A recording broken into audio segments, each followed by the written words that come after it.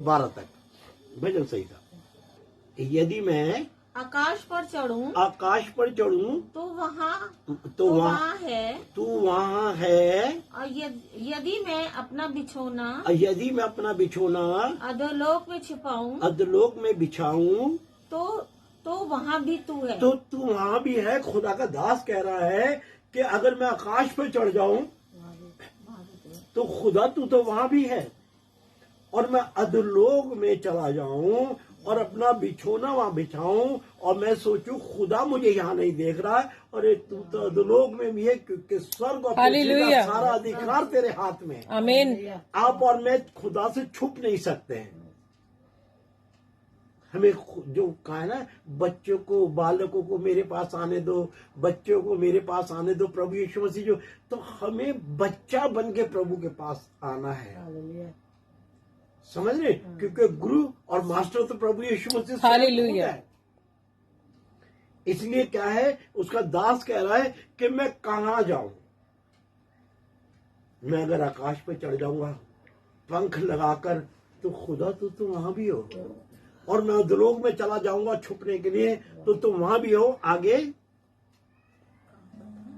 9वां, यदि मैं भोर की किरणों पर अगर मैं भोर की किरणों पर चढ़कर समुद्र के पार जा बसूं तो वहां भी तू अपने हाथ से मेरी अगुवाई करेगा, और अपने दाहिने हाथ से मुझे पकड़े रहेगा। खुदावन अगर यदि मैं क्या है भोर की किरणें लगाकर, और जिस तरीके से किरणें जाती हैं, मैं ऐसे समुद्र के पार चला जाऊं, अपने आप को छुपाने के लिए ये दास कह रहा है।